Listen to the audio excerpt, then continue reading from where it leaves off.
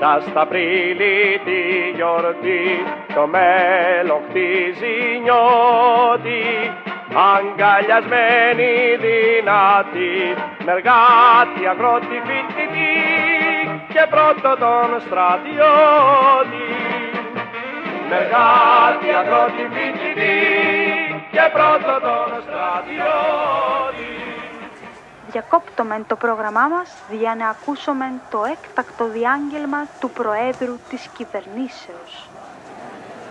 Επληροφορήθην ότι ο μας αναρχικών ενεκλείστη στο Πολυτεχνείο με σκοπόν τη δημιουργία ψευδών εντυπώσεων όσον αφορά την τάξη, ασφάλεια και το ήπιον κλίμα των πολιτών. Δεν μπορεί, λέγω, μία μικράν μειοψηφία να...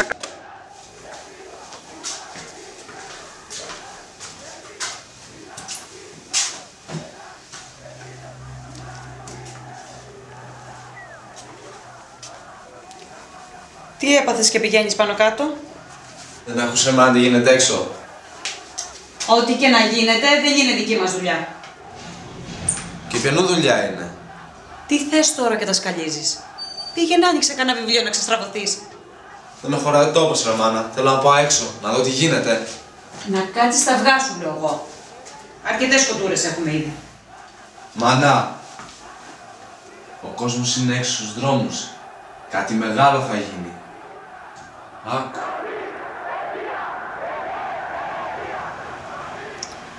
Ας το πουλάκι μου αυτό. Θα μπλέξουμε πάλι. Εσύ θα αλλάξεις τον κόσμο. Ρε μάνα, εσύ δεν μίλαγες για ελευθερία. Εσύ δεν έλεγες του πατέρα να μην τα βάζει ποτέ κάτω.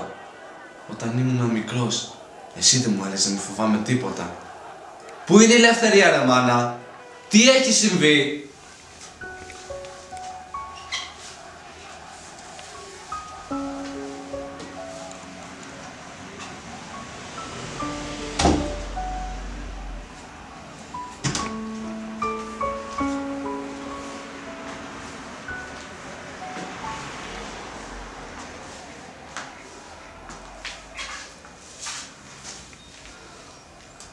Έλα, κάθισε.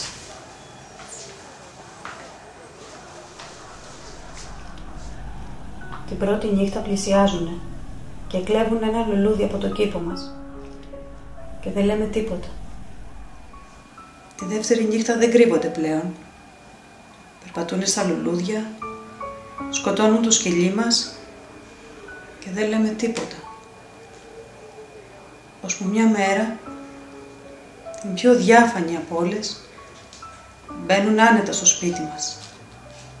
Ληστεύουν το φεγγάρι μας, γιατί ξέρουνε το φόβο που πνίγει τη φωνή στο λαιμό μας. Και επειδή δεν είπαμε τίποτα, λέω, δεν μπορούμε να πούμε και τίποτα.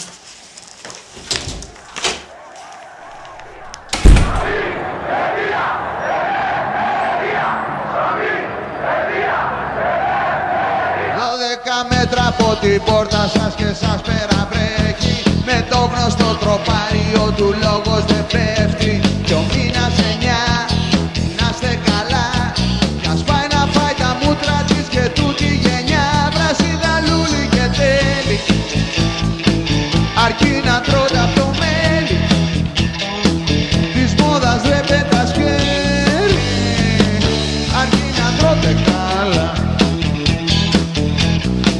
12 μέτρα από την πόρτα σας, φωτιά στο χημείο, μα εσείς μου ξεχαστήκατε στο